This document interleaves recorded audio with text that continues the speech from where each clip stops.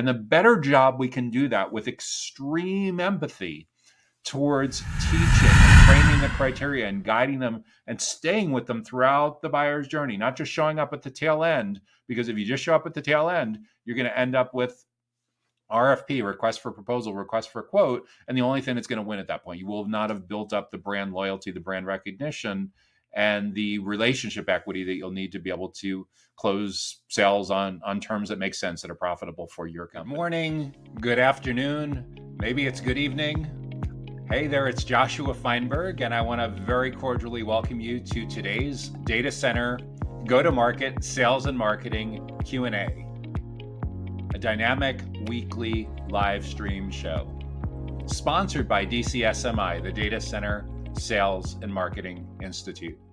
This series tackles the most pressing challenges that are faced by go-to-market, sales, marketing, product management, channel partnership, and customer success professionals in and around the data center industry. This week, we're going to look at 8 different questions that were sent in ahead of time. If you have any questions that you'd like us to consider for an upcoming show, make sure to leave them in the comments, and we'll do our best to tackle those in upcoming weeks. So this week, we're going to start by talking about how to improve lead generation for data center channel strategy and partner ecosystem development. Then we'll shift gears and look at how you can improve data center prospecting and closing. Then we'll look at how you can market and sell sustainable data center power solutions and microgrids. And then we'll talk about how to build community with cloud, data center, and network infrastructure solution professionals. We'll take a short break, and then we'll come back and talk about how to grow data center market share relative to the overall competition in your marketplace. We'll look at how to build go-to-market GTM for data centers, how data center recruiters can improve what they do with new data center client acquisition, especially in and around colocation. And then we'll close out by talking about some marketing and sales tips that you can use for carrier-neutral data center services. So without any ado, let's jump right into the first question for today, which is, how can you improve lead generation for data center sales strategy and partner ecosystem development? This is a fantastic question. And I think a lot of people, when they're approaching this, first and foremost, need to take a reality check about what their position is in the marketplace, how big or small, and how well-known their brand is. And to put this in perspective, relatively early on in my career in the late 90s and early 2000s, I was a content provider for Microsoft's small business server, SBS product teams, and the Microsoft Direct Access channel partner teams. And I worked on a lot of projects around tools and partner enablement and how to build a professional services practice around Microsoft's small business server platform.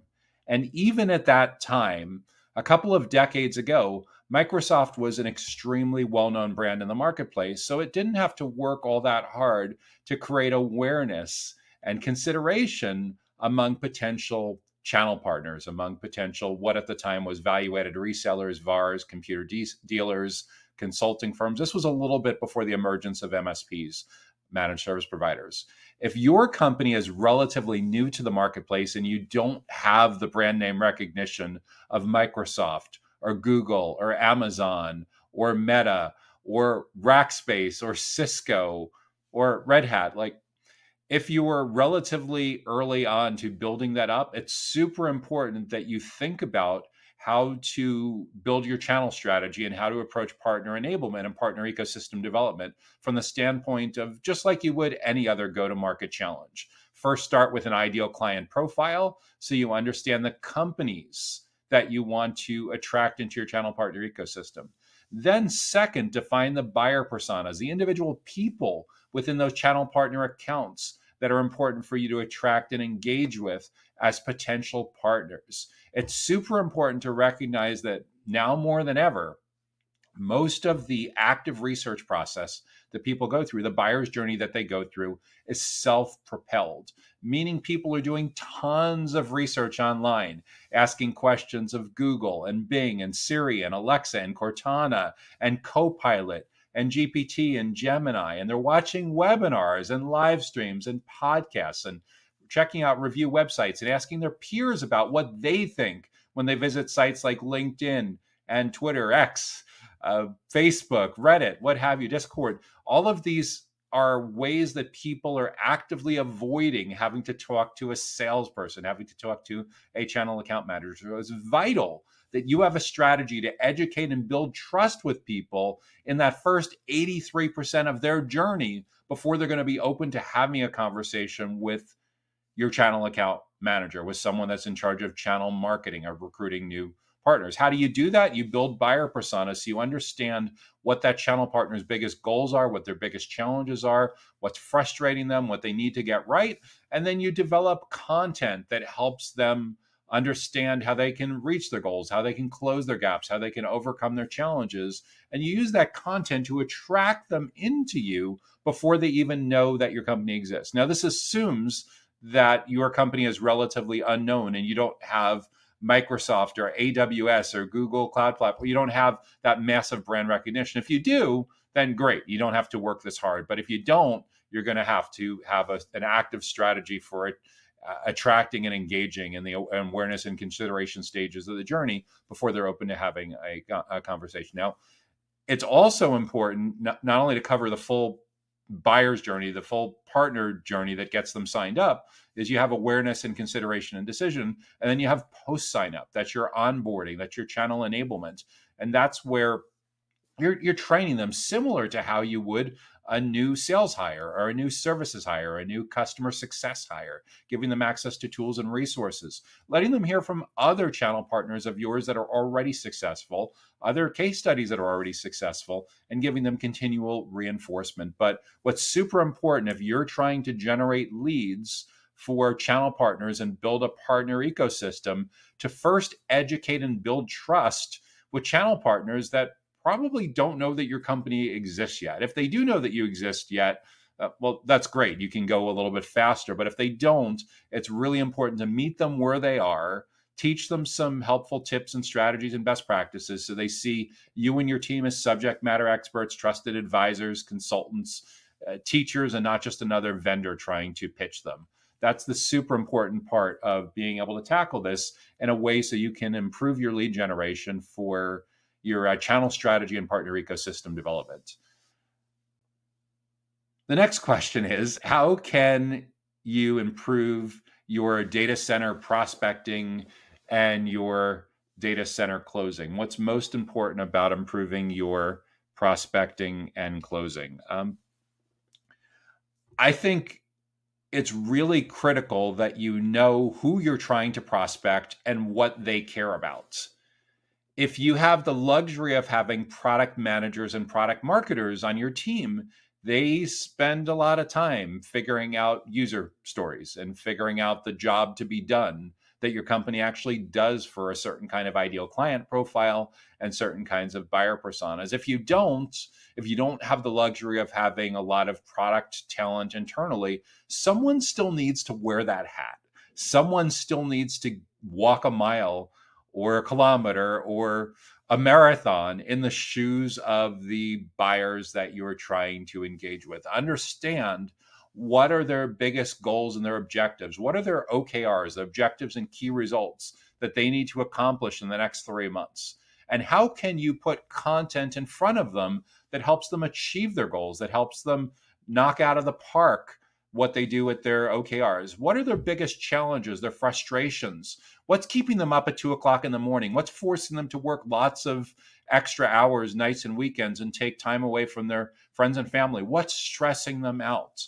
Once you understand the consensus on that, you can also create amazingly helpful awareness stage and consideration stage content, ebooks, white papers, downloadable guides, webinars, live events, anything that you can do to educate and build trust with the particular buyer personas that you want to build awareness with. And if your company is relatively small, it's more important than ever that you prioritize your efforts. So not only will you likely have a couple of different buyer personas that you segment your prospects, that you segment your addressable market into, but it's also, everyone always tells parents, don't pick your favorite child, treat all your children equally. And that's great advice for parenting, but it's not great advice when it comes to segmenting your buyer personas. When it comes to segmenting your buyer personas, especially if you're a small resource constrained company, you need to designate your primary buyer persona, your secondary buyer persona, maybe a tertiary buyer persona, so you can prioritize efforts. Now, how do you prioritize efforts? It's usually,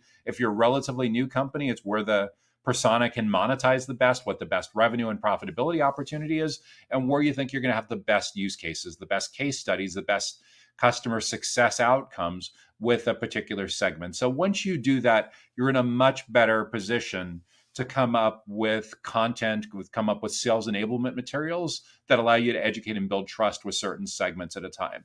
And then it's also equally critical to recognize that in the marketplace that we're in right now, Gartner has found repeatedly, and many other analyst firms have come to similar conclusions, that nearly all of the buyer's journey, nearly all of the active research process that someone takes in between when they're a complete stranger to purchase can involve as many as a few dozen touch points. The latest number I've seen is 28 different touch points between when they first know that they have a goal that they're trying to achieve or a challenge they're trying to overcome and when they ultimately purchase.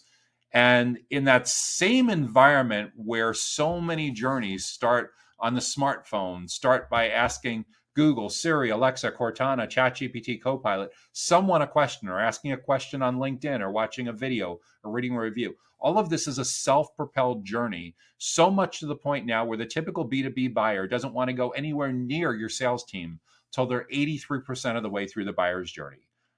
If you're into sports analogies, think about your company is sponsoring a football game or a baseball game, and you get this great suite to entertain prospective clients and existing clients. There's only one problem.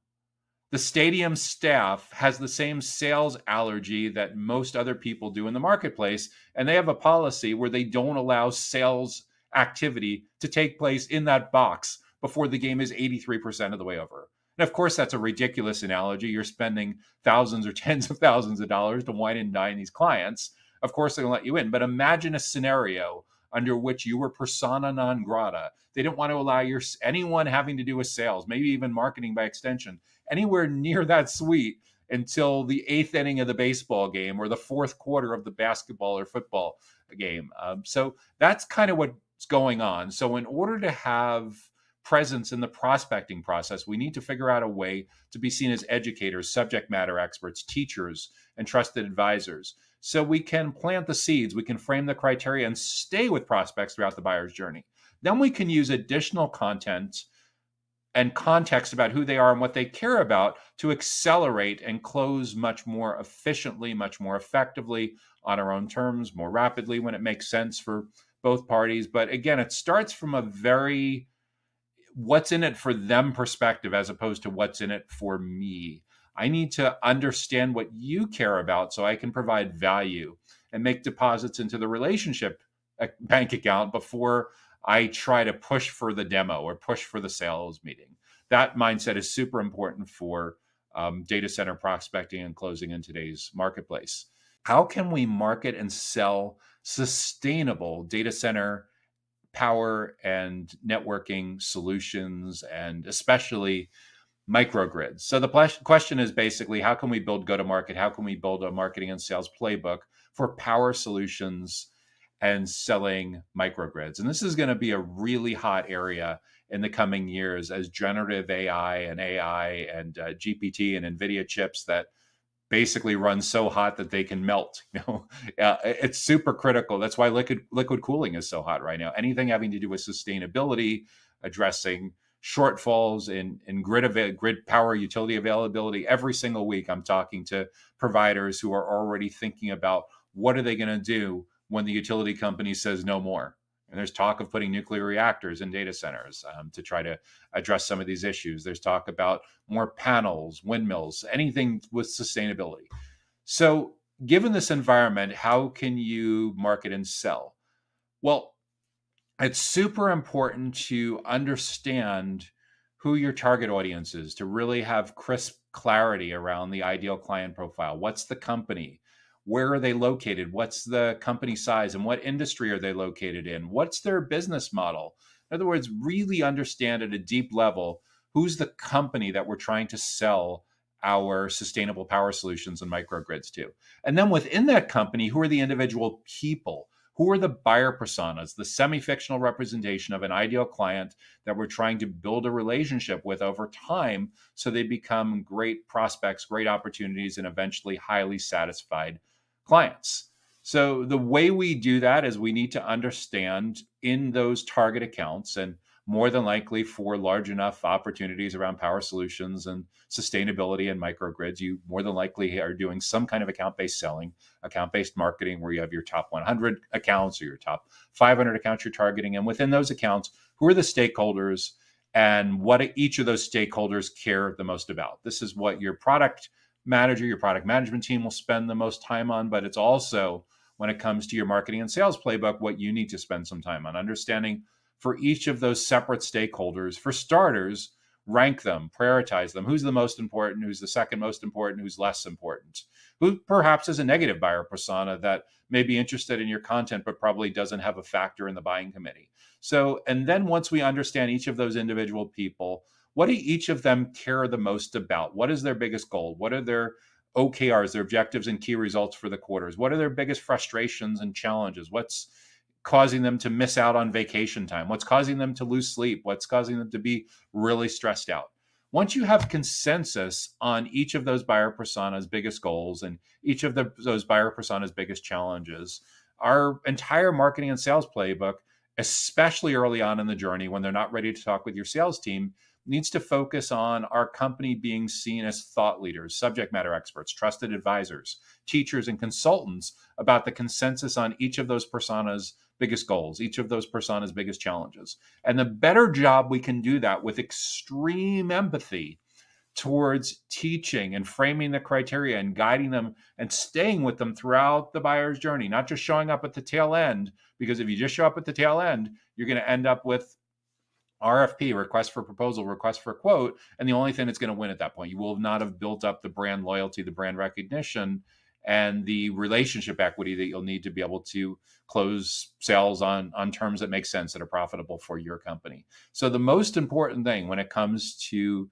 power solutions, when it comes to sustainability, when it comes to microgrids, is to have a really strong handle on who the company is and who the key people are in that company that care most about these issues. And most of all, what's keeping them up at 2 o'clock in the morning, what's causing them to miss out on time away from their friends and family, what's stressing them out, and what do they need to do right to get a promotion, to move up to the next level, to achieve the goals. And once you have consensus on that, it's far easier to come up with a marketing and sales playbook that provides value to your prospects and opportunities and clients, as opposed to just a selfish, constant nagging of them to bug them for, hey, when can we do a 10-minute get acquainted meeting? Or when can I pitch you about our wonderful award-winning power solutions and microgrids? It needs to be focused so much more about what they care about and a lot less about, because they're not going to care about your solutions, they're not going to care about your microgrids, they're not going to care about any of that sustainability till they feel that they can trust you. And the way to get that trust is to start with education and providing value to them. How can you build community with cloud providers, data center providers, network infrastructure providers, and professionals? How can you build community across those different kinds of business models, across those different segments within the broader information technology industry? Well, it starts with understanding who the companies are, the consensus on the companies, what makes them similar versus what makes them different. And then within those companies, what are the teams and who are the individual people within those teams? And once you have a strong handle on the broad category of cloud versus data center versus network, and you understand the teams that comprise the business within that, and then the people within those teams, it's a lot easier to find the common ground, to find the community. And this is something that media companies, events companies spend a lot of time on. If you think about a major conference for cloud, or a major conference for data center, or a major conference for network infrastructure, there's typically broad keynotes that bring everyone in the session together. And then there's individual tracks for individual types of companies and individual kinds of roles. And the reason they segment it is because it can be really difficult over a 2, 3, 4-day conference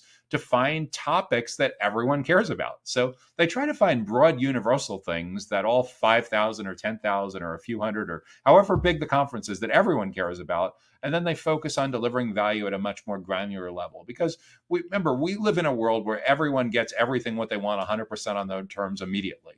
So it's super important to know who your buyer personas are and what they care about, because when you're looking to build community, you really need to find common ground. If you're inviting 500 people into the room and there's 87 different careers and industries in there, it's much more difficult to build community.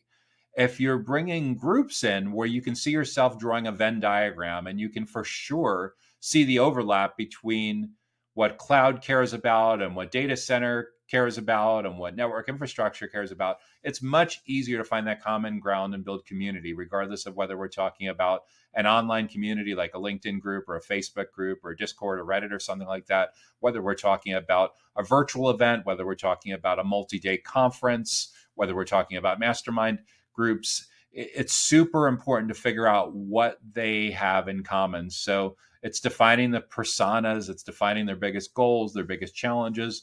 In most cases, the community business models, the events, the media companies will very often have advisory councils because many times the leadership of the company come from the media or the events world, and they have some background or exposure in this industry, but it's not nearly as powerful as the consensus of going out and recruiting 5, 10, 15 or more advisors to serve on your group that provide steering on the topic calendars, the editorial focus when it comes to conferences, as individual proposals come in for speakers at the conferences, evaluating the individual person before they decide to put them on the conference website or in the virtual brochure. And then as you get closer to the event, the one that's the group that's looking at the slides to make sure that the speaker is going to provide enough value to the session so that conference attendees feel like it was worthwhile to come to that particular session at that particular conference. So when it comes to community, when it comes to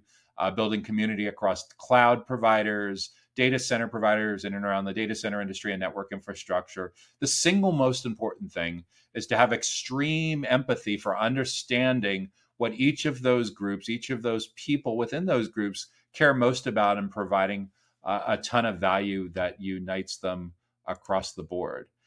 So we have 4 more questions that we're going to cover in the Q&A for data center, go-to-market sales and marketing today. But before we do that, let's take a quick break. The Data Center Go-to-Market podcast is sponsored by DCSMI, elevating the role of sales, marketing, and go-to-market GTM professionals in the growth of the data center industry. To stay informed about upcoming episodes, make sure that you subscribe to the Data Center Sales and Marketing newsletter on the DCSMI website that can be found at www.dcsmi.com. Again, that URL is www.dcsmi.com.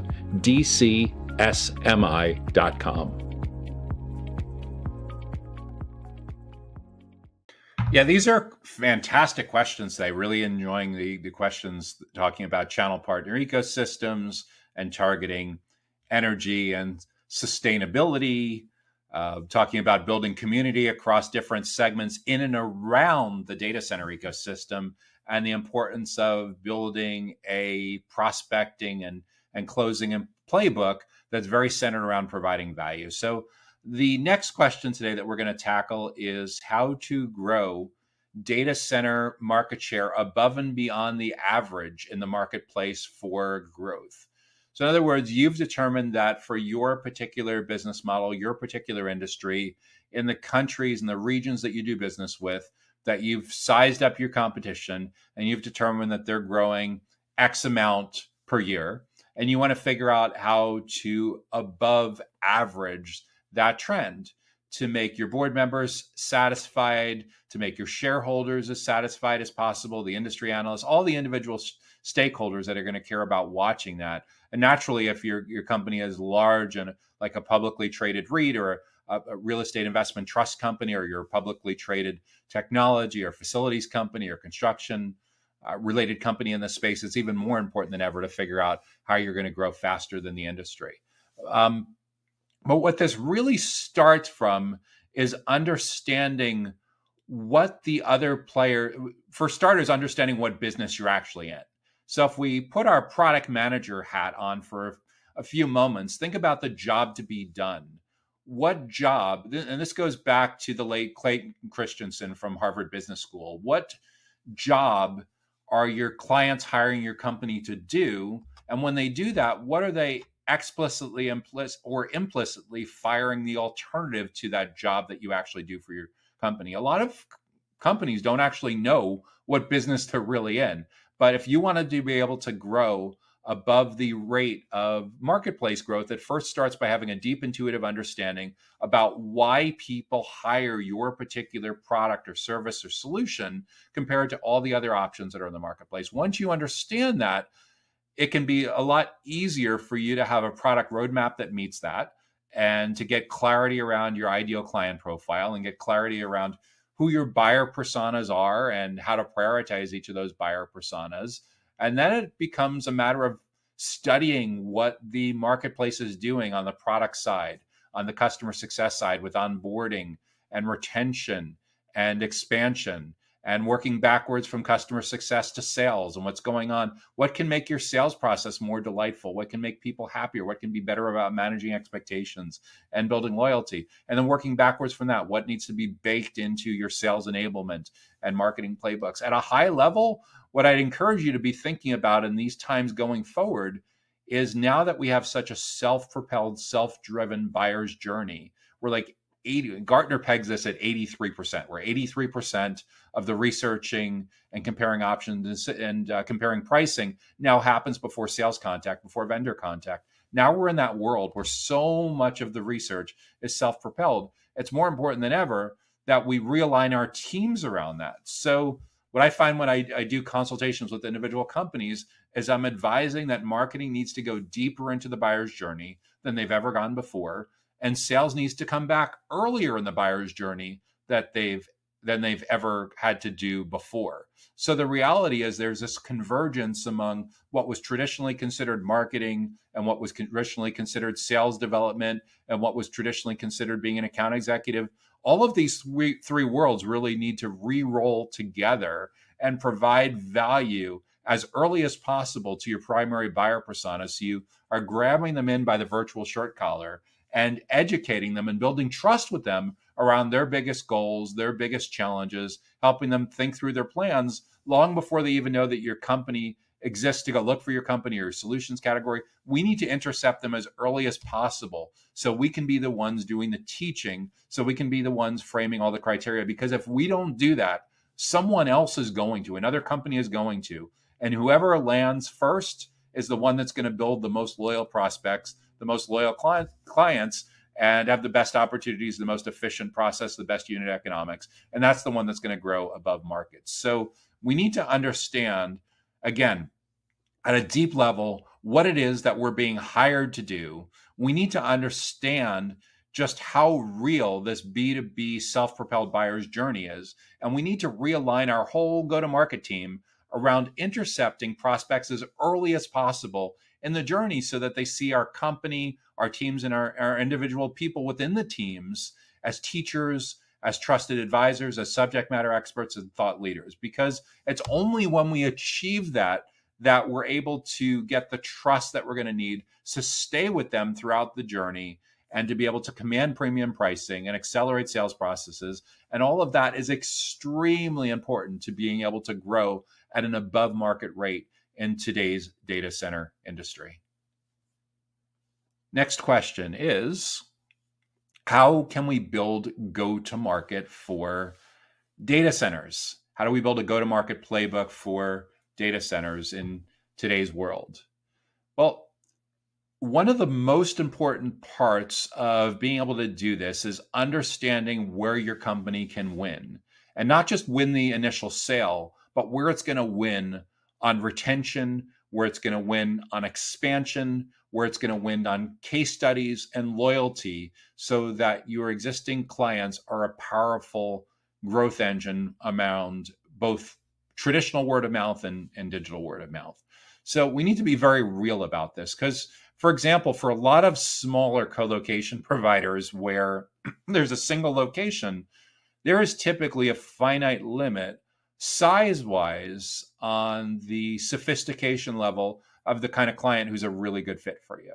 For a small single location co-location provider that maybe has a few dozen employees, you're often going to find that you win best where there's local proximity or someone places an extreme premium on that local proximity above other factors. As you move into larger companies where they care about latency, where they care about fault tolerance, it often becomes necessary to scale beyond that single location to having resources co-located in other larger providers' facilities, and perhaps even start growing through mergers and acquisitions to grow the size of your footprint.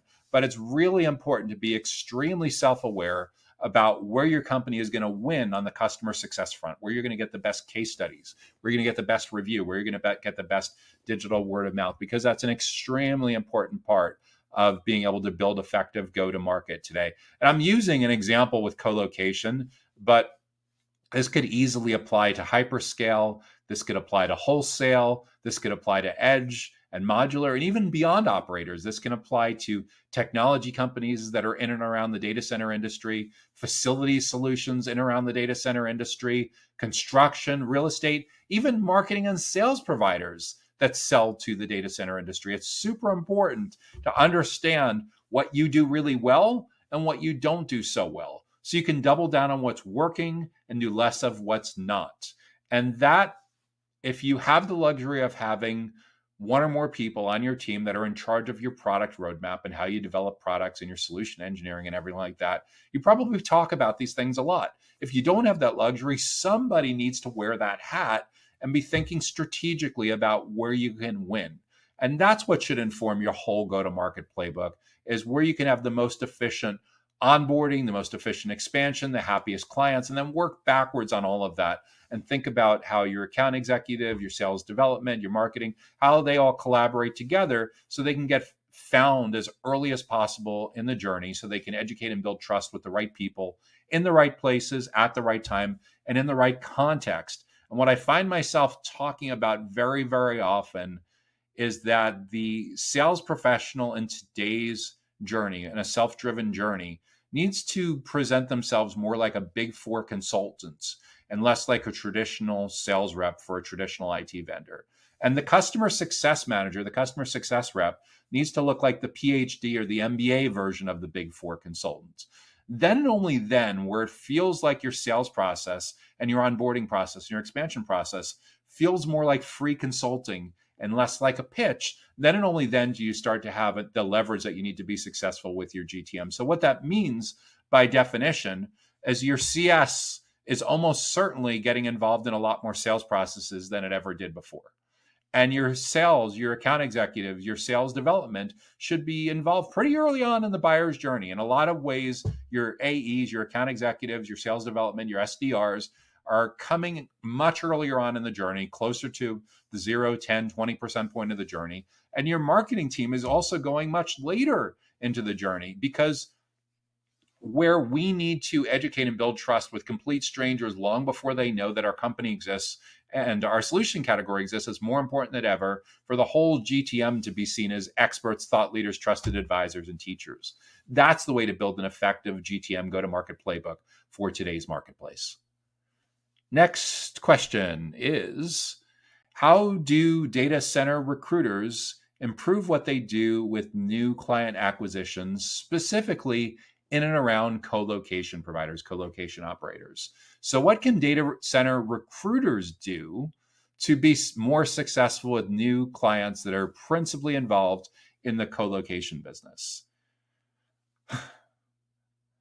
So recruiters, much like people have been declaring for 10 years that email marketing is going to go away and there's things that are going to supplant traditional social media, people have been predicting for a long time that recruiters were in the third and fourth quarter of the game, or the eighth or ninth inning of the baseball game.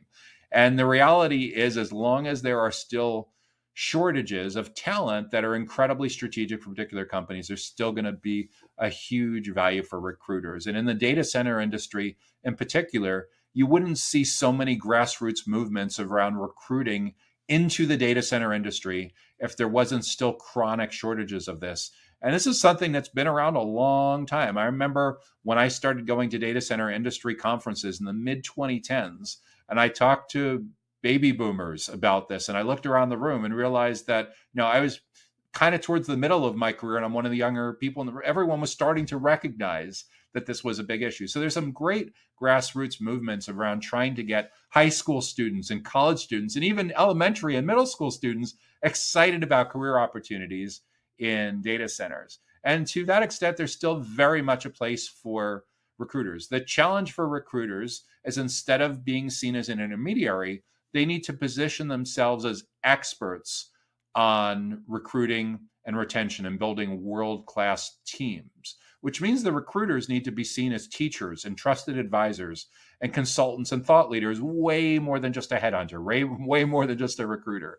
And the best way to do that is to get super crisp on your addressable market, on your ideal client profile, on your target account list, and who are the key people in each of these colocation providers that you need to build a relationship with. Once you've identified who the key people are, whether it's a CEO, a CTO, a head of HR, and you've ranked them, you've prioritized them, then once you have a primary buyer persona and a secondary buyer persona, figure out the consensus on the goals and the challenges that each of those personas are currently up against. What do they need to achieve in their jobs to get a promotion?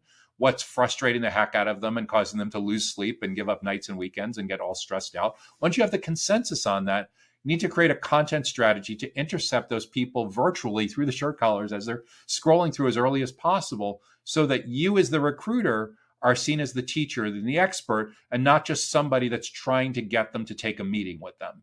And the better job you can do them with intercepting them as early as possible and building that relationship, the more likely it is that you're implanting into their brain that you are the only one to go to. For sure, you'll be on the short list, but if you do this right, you may be the short list. So the key thing for a data center recruiter that wants to improve the new client acquisition and colocation is you need to be an expert on the data center colocation business model, and specifically all of the job roles, what an HR person does, and all the frustrations that a CEO and a CTO is facing around recruiting and retaining the talent that they need to take their company up to the next level.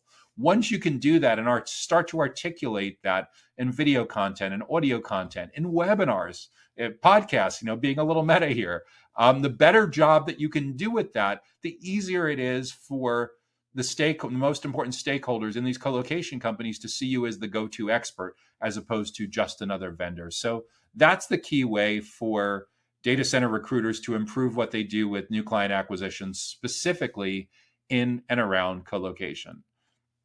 And the final question that we'll be taking today has to do with just carrier-neutral data centers, carrier-neutral data center services, and what we can do for more effective marketing and sales enablement for carrier-neutral data center services.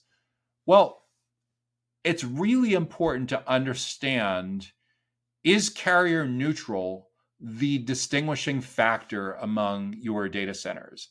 If you have product managers, if you have a VP of product, if you have a chief product officer, have you validated that carrier neutral is the distinguishing, differentiating factor that brings potential clients to your virtual doorstep, to your tours, that gets them excited about onboarding and staying with your company for years? If it is, great.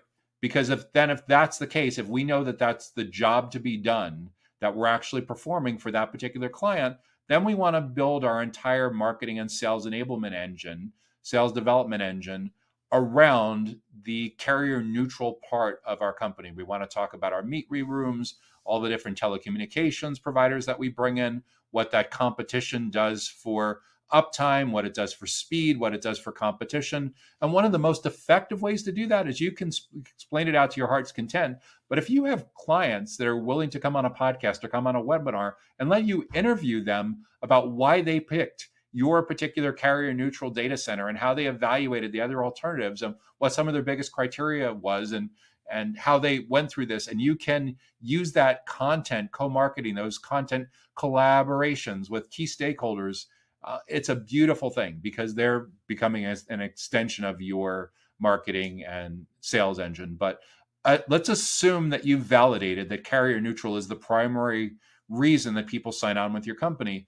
Then you want to build your whole go-to-market playbook, your content strategy, your sales enablement strategy, your sales process, your webinars, your YouTube videos, all that stuff, your LinkedIn content around educating and building trust at the intersection of what those stakeholders care most about and your carrier neutral data center services. So then it becomes a strategic exercise in defining your ideal client profile, defining the buyer personas within that ideal client profile, prioritizing the buyer personas within that ideal client profile, so you know who's your most important, second most important, third most important stakeholder. Maybe there's a negative buyer persona where you put the choice on a drop-down list because you're never going to be successful with that kind of person, and you don't want to waste a lot of time on your sales team's part. And if you're doing outbound using LinkedIn Sales Navigator or ads with LinkedIn Campaign Manager, you can do things with exclusions to make sure you're not wasting time with that. But once you understand who the companies are on your target account list and who the people are to prioritize within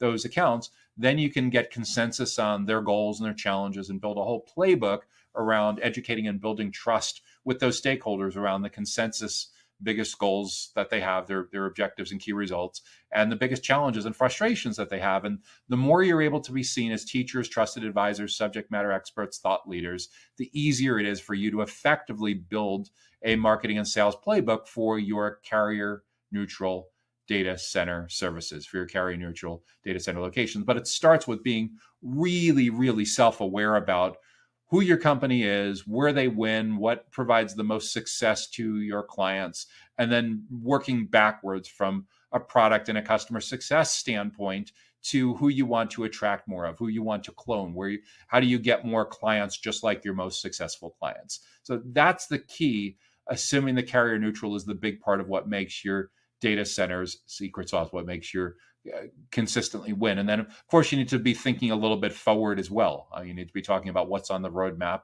for the next several months, what's on the roadmap for the next couple of years, so that you're thinking ahead, because we know, especially among like colocation and wholesale, there's a multi-year time frame involved in all of this. So we need to be thinking with our marketing and sales enablement, sales development, our pipeline generation. We need to be thinking with that time frame as well. So those are the key considerations to think about when it comes to the marketing and sales enablement strategy for carrier neutral data centers. So I'm so glad that you were able to join us today for the Data Center Go-to-Market Sales and Marketing Q&A show. I'm Joshua Feinberg from DCSMI, and we look forward to seeing you back again next time. The Data Center Go-to-Market podcast is sponsored by DCSMI, elevating the role of sales, marketing, and go-to-market GTM professionals in the growth of the data center industry. To stay informed about upcoming episodes, make sure that you subscribe to the Data Center Sales and Marketing newsletter on the DCSMI website that can be found at www.dcsmi.com. Again, that URL is www.dcsmi.com.